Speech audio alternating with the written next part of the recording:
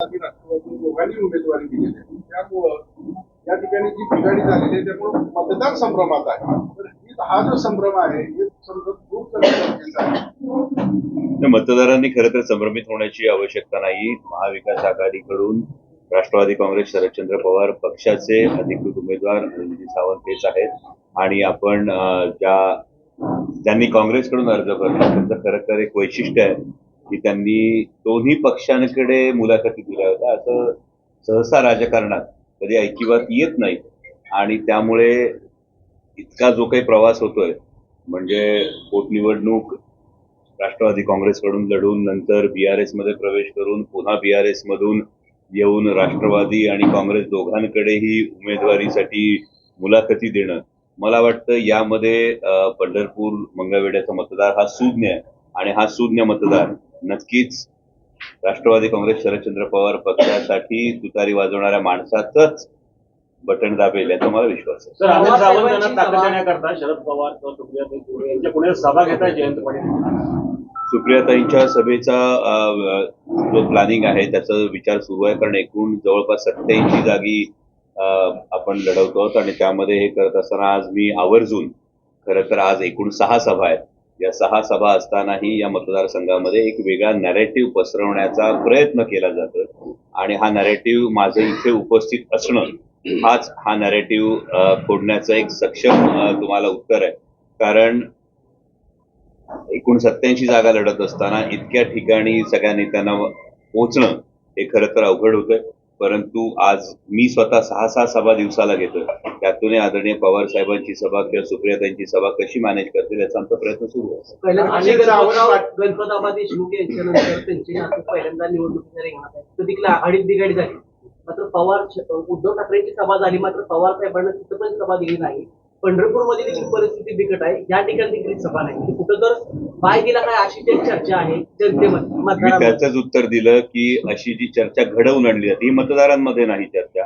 ज्यांना धोका वाटतोय अशा लोकांनी ही चर्चा घडवण्याचा जो प्रयत्न केलाय त्याचं उत्तर म्हणून आज मी स्वतः इथं उपस्थित आहे. मी स्वतः तुमच्याशी वार्तालाप करतोय आणि पंढरपूर मंगळवेढ्याच्या जनतेला मी आपल्या सर्वांच्या माध्यमातून कळकळीचं आवाहन करतोय की ईव्हीएम वर 5 नंबरचं बटन हे अनिलदादा सावंत यांचं आहे. त्यांच्या समोरचं तुतारी वाजवणारा माणूस या चिन्हासमोरचं बटन दाबून अनिलदादांना प्रचंड बहुमतानं विजयी करा हे मी स्वतः म्हणतायत की फक्त आपला भाजप विरोधक आहे, आम्ही दुसऱ्या पक्षाला गिनत देखील कदाचित खासदार महोदयांचं त्यांच्या वरिष्ठांशी बोलणं झालं नसेल त्यामुळे त्यांचं तसं विधान आलं असेल. अखेरचे 2 दिवस अनिल सावंत पाठिंबा देतील आम्हाला सोशल मीडियावर ट्रेंड झालाय. मी तुम्हाला म्हणतो की अशा कोणत्याही नॅरेटिव्हवर विश्वास ठेवण्याची काही आवश्यकता नाही. राष्ट्रवादी काँग्रेस शरदचंद्र पवार पक्ष पूर्ण ताकदीनं ही निवडणूक लढतोय आणि पूर्ण ताकदीने लढवत असताना राष्ट्रवादी काँग्रेस शरदचंद्र पवार पक्ष अनिल सावंतांच्या पाठीशी पूर्ण भक्कमपणे उभा आहे. यामध्ये कोणत्याही इतर नॅरेटिव्हवर विश्वास ठेवण्याची आवश्यकता नाही आणि तुतारी वाजवणारा माणूस हेच चिन्ह या मतदारसंघात विजयी होणार ही काळ्या दगडावर. मध्ये उत्तम जानकर आपले उमेदवार आहेत. लक्ष्मण हाके यांनी त्यांना पाठिंबा दिलेला आहे आणि काल मराठा समाजाने पत्रकार परिषद घेतली. जर हाकेंना जर दौरा केला तर आम्ही त्यांना पाडणार असं म्हणतोय. आता काय तोडगा तुम्ही काढणार? कोणी लक्ष्मण हाकेंनी उत्तम जानकरांना पाठिंबा दिलेला आहे. मराठा समाजानं पत्रकार परिषद घेतली आणि जर हाके आले त्यांना जर पाठिंबा देऊन दौरा केला तर उत्तम जानकरांना पाडणार असं म्हणते. मी आता त्या मतदारसंघात जाणाऱ्या तिथल्या नेत्यांशी जर चर्चा झाली तर त्यातून नक्कीच सकारात्मक हा तोडगा काढला जाईल. आपण एक जर बारकाईने बघितलं तर महाविकास आघाडीचा जो वचननामा आहे, जो जाहीरनामा आहे, यामधली जी पंचसूत्री यातलं 5वं सूत्र हे सगळ्या समाजांच्या दृष्टीने अत्यंत महत्वाचं आहे आणि ते म्हणजे जातनिहाय जनगणना. आणि जातनिहाय जनगणना करून आरक्षणाची मर्यादा 50% वर नेण्याचा जो प्रयत्न आहे, ज्यामध्ये सर्वच समाजांना न्याय देण्याची जी एक भूमिका आहे, सगळ्यांच्या ज्या न्याय्य मागण्या आहेत या सर्व समाजांना न्याय देण्याची भूमिका ही महाविकास आघाडीने ठेवलेली. त्यामुळे त्यातून तोडगा काढतात. काँग्रेसचे उमेदवार जे आहेत वजीर पालके ते म्हणतायत की याबाबतचा महाविकास आघाडीने तोडगा काढावा, मला पाठिंबा द्यावा, अन्यथा माझी ताकद मोगल आणि वाढत आहे, तिथं मी माझी वेगळी भूमिका थेट पवारांना इशारा देतात. मला असं वाटतं की जे उमेदवार हे करतात ते नक्की काँग्रेसचे आहेत का याविषयी काँग्रेसच्या मनामध्ये खात्री आहे का हे तपासणं गरजेचं आहे. कारण आम्ही स्वतःच बीआरएसचं विमान त्यांना घ्यायला आलेलं पाहिलं होतं आणि त्यानंतर जे काही सगळे फिरून प्रवास झालेले आहेत. त्यामुळे अशा कुठल्याही उमेदवारांनी थेट पवार साहेबांना आव्हान देणं मला वाटतं त्यामध्ये मतदार सुज्ञ मतदार बघून घेतील. काँग्रेसने याच्यासाठी काळजी घेतली नाही का? थेट दिल्लीतून तिकीट जाहीर झालं त्यांचं. त्यावेळेस पवार साहेबांशी चर्चा करून किंवा उद्धव ठाकरेंशी चर्चा करून हा निर्णय घेणं गरजेचं होतं. मग काँग्रेसची यामध्ये वरिष्ठ पातळीवर काही डिस्प्यूटच्या ज्या गोष्टी होत्या, या डिस्प्यूटच्या गोष्टींमध्ये एखाद दोन ठिकाणी मैत्रीपूर्ण ही लढत करण्याचा हा शेवटी निर्णय घेण्यात आला असावा. कारण जागा वाटपाला हा विलंब होत होता आणि या विलंबामुळे महाविकास आघाडी जी सत्तेत येताना दिसते त्याला कुठेतरी गालबोट लागू नये यासाठी हा निर्णय घेण्यात आला असावा. त्यांचं म्हणणं असं पवार साहेबांकडे आम्ही गेलो होतो, पण काही चुकीच्या लोकांनी चुकीचे संदेश दिल्यामुळे मला उमेदवारी मिळाली नाही, असं त्यांचं थेट आरोप आहे. काय ते कबूल करतात. त्यांनी दोन दोन पक्षांकडे उमेदवारीसाठी मुलाखत दिली. पण खासदार प्रणिती शिंदेचा अट्टाहास या जागेच्या उमेदवारी अगोदर प्रणितीताईंचा अट्टाहास मला वाटतं की खासदार महोदयांचा जो प्रश्न आहे तो आपण खासदार महोदयांना विचारला तर जास्त बरं पडेल. मित्र पक्षाचे आपण राज्यभर फिरतायत, राज्यभरामध्ये वातावरण कसं आहे? महाविकास आघाडीची शक्यता आहे का? शक्यता नाही, खात्री आहे. महाविकास आघाडीचं सरकार येणार ही काळ्या दगडावरची रेग आहे. जसं लोकसभा निवडणुकीला कांदा उत्पादक शेतकऱ्यांचा आक्रोश हा एनडीए आघाडीला म्हणजे महायुतीला नडला होता, त्या पद्धतीने आता सोयाबीन उत्पादक शेतकऱ्यांचा फार मोठा आक्रोश आहे. आज सोयाबीनचा उत्पादन खर्च आज सोशल मीडियावर तुम्ही सगळ्यांनी पाहिलं असेल, जवळपास 6,400 रुपये हा जर खर्च येत असेल तर भाव आज सोयाबीनच्या शेतकऱ्याला जेमतेम 350 रुपये मिळतो. आणि मग शेतकऱ्यांनी जगायचं कसं हा एक फार महत्वाचा प्रश्न आहे. माता भगिनींना एकीकडे लाडकी बहीण म्हणायचं, पण त्याचवेळी माता भगिनींच्या सुरक्षेचा प्रश्न, महाराष्ट्रातून गायब होणाऱ्या महिलांची संख्या, मुलींची संख्या जर आपण बघितली तर हे प्रमाण लक्षणीय आहे. एकूणच कायदा सुव्यवस्थेचे 3-13 वाजलेले आपण पाहतो. महाराष्ट्र राज्याच्या तिजोरीत खडखडाट आहे.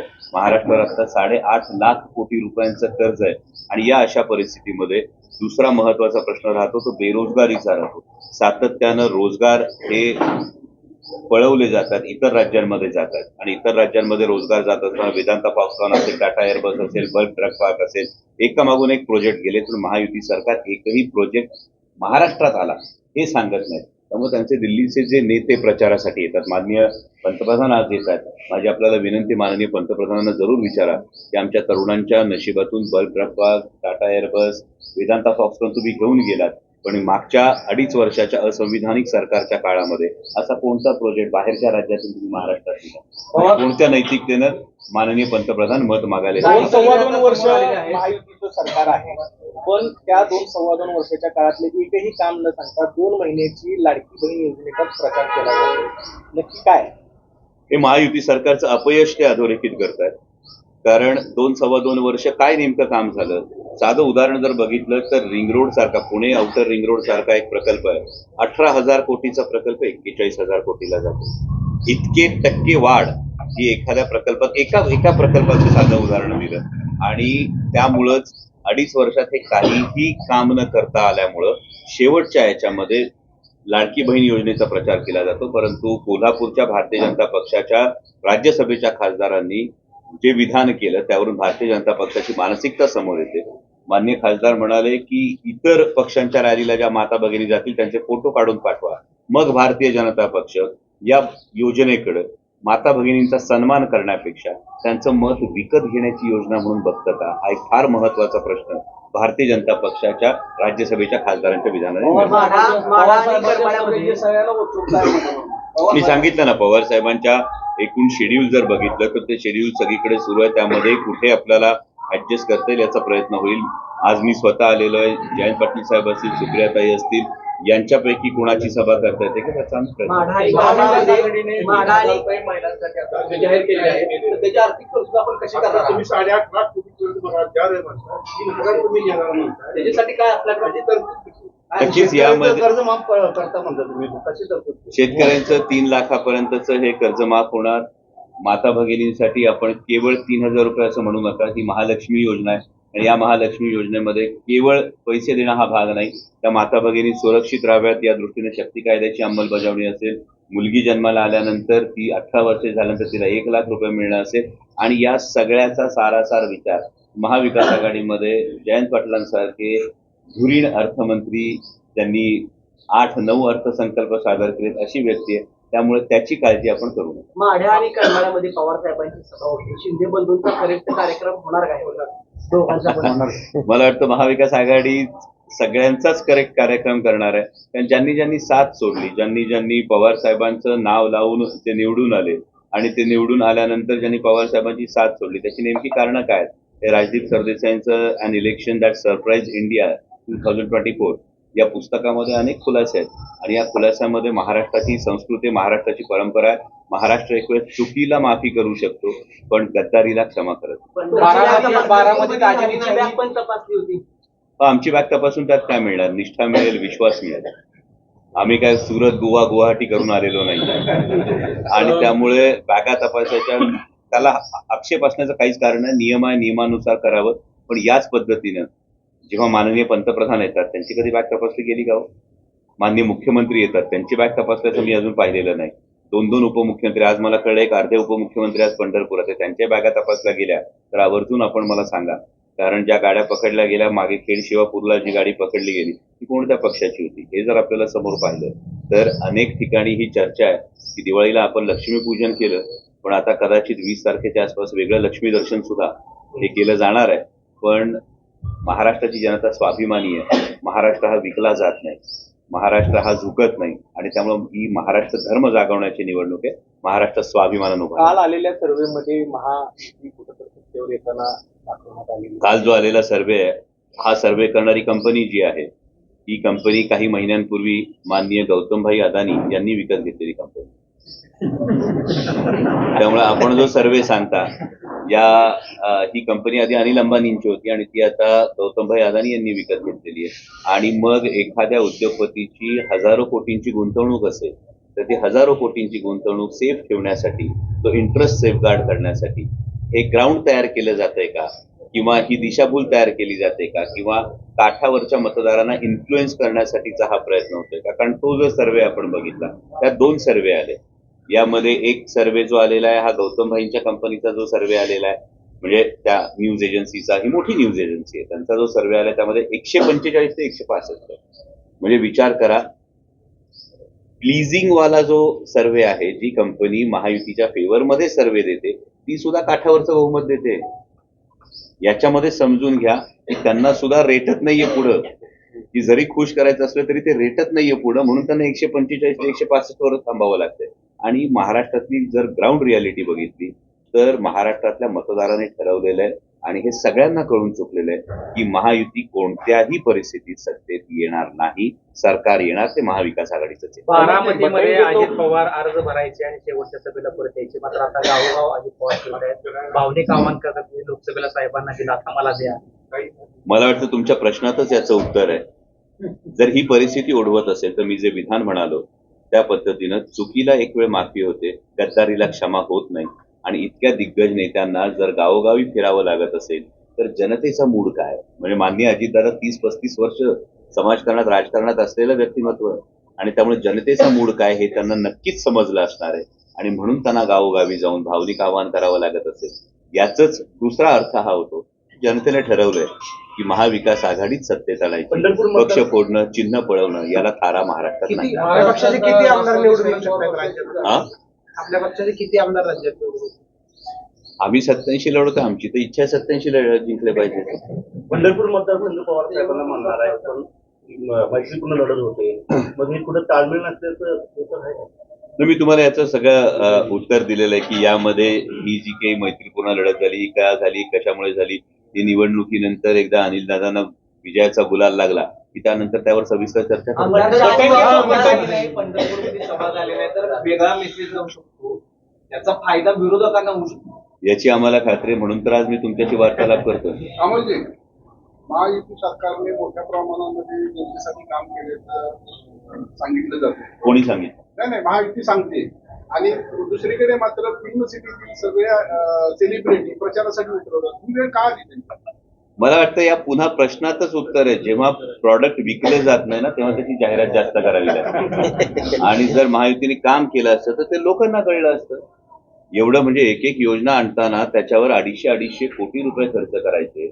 योजना दूध सारखी योजना आणून एकूण खर्च जर बघितला तर हा 600 कोटी रुपये हा सर्वसामान्य जनतेचा पैसा आहे. अहो, आम्ही टूथपेस्ट वापरतो, चप्पल घेतो, त्याच्यावर पण जीएसटी देतो आणि त्याचा पैसा जर तुम्ही केवळ तुमच्या प्रचारासाठी खर्च करत असाल तर जनता जाणते ना. आणि अशा पद्धतीनं काम नाही, जनतेमध्ये जनसमर्थन नाही आणि म्हणून इतक्या मोठमोठ्या जाहिराती कराव्या लागतात ही वस्तुस्थिती. आमदार बटेंगे शहाजी तो बापू पाटील कटेंगे. म्हणतायत की उद्धव ठाकरेंना सुप्रिया सुळेंचा अडचण आहे मुख्यमंत्री होण्यासाठी. कितपत त्यात काय? आमदार शहाजी बापू पाटील म्हणतात की उद्धव ठाकरेंना मुख्यमंत्री होण्यासाठी सुप्रिया सुळेंची अडचण आहे. काय विचार, काय लॉजिक, काय तर्क, एकदम ओके. बटेंगे तो कटेंगे, एक है तो सेफ आहे, याचा काय परिणाम होईल? म्हणजे मला वाटतं माननीय पंतप्रधानांचं मी आभार मानलं पाहिजे की माननीय पंतप्रधानांनी अप्रत्यक्ष कबुली दिली आहे की 10 वर्ष सत्तेत असल्यानंतर सुद्धा ते देशाला सेफ ठेवू शकले नाही आणि म्हणून त्यांनी ही कबुली दिली की काय, हा प्रश्न पहिला निर्माण होतो. दुसरा प्रश्न जो होतो बटेंगे तो कटेंगे हा प्रचार जेव्हा महायुतीला करावा लागतो तेव्हा या पद्धतीनं पुन्हा एकदा कुठेतरी पोलरायझेशन करायचं. म्हणजे ज्या विकासाच्या जाहिराती तुम्ही म्हणत होतात, ते काम केलं म्हणत होतात, ते जर काम केलं असतं तर मग बटेंगे तो कटेंगे बोलण्याची काय गरज होती. पण बटेंगे तो कटेंगे हा विचार महाराष्ट्रात रुजू शकत नाही, महाराष्ट्र तो मान्य करत नाही. कारण या महाराष्ट्रानं 18 पगड जातींना सोबत घेऊन निर्माण झालेलं स्वराज्य हे अनुभवलेलं आहे. तो छत्रपतींचा आदर्श आहे, फुले शाहू आंबेडकरांचा आदर्श आहे आणि महाराष्ट्राच्या कणखर पाषाणामध्ये बटेंगे तो कटेंगे सारखं विषारी बीज रुजू शकत नाही. छत्रपती शिवाजी महाराजांचा इतिहास पुन्हा एकदा बदलण्याचं काम अमित शहानी एक वक्तव्य केलं होतं परवा की रामदास स्वामी. मला वाटतं की मान्य अमित भाईंच्या मनातून अजूनही महाराजांनी सोडतेचा नक्षा उतरवल्याचा राग गेला नसावा आणि त्यामुळं त्यांनी एक इतिहास बदलण्याचा प्रयत्न केला की महाराजांनी सुरत लुटून सिंधुदुर्ग उभा केला होता, स्वराज्यासाठी त्याचा उपयोग केला होता. परंतु आता मात्र महाराष्ट्रातले रोजगार लुटून सुरतला नेण्याचा त्यांचा डाव आहे आणि आता तो डाव महाराष्ट्र हाणून पाडणार हे बघितल्यानंतर कुठेतरी इतिहासाची छेडछाड करणार. महत्वाचा प्रश्न आहे. पंढरपूरचे भाजप जिल्ह्यातले प्रशांत परिचारक यांनी काल एक टाकडीमध्ये स्टेटमेंट केलेलं आहे की शरद पवार हा भूतकाळ आहे महाराष्ट्राचा आणि भविष्यकाळ हा देवेंद्र फडणवीस, अजित पवार आणि एकनाथ शिंदे. मला वाटतं राजकीय अस्तित्वासाठी नक्कीच या गोष्टी त्यांना कराव्या लागत असतील. पण जर भूतकाळ स्वर्णिम असेल तर भविष्यकाळ आणि हा ज्यांच्याविषयी त्यांनी विधान केलं त्यांच्याविषयीची वस्तुस्थिती आणि वास्तविकता ही तपासून घेणं गरजेचं आहे.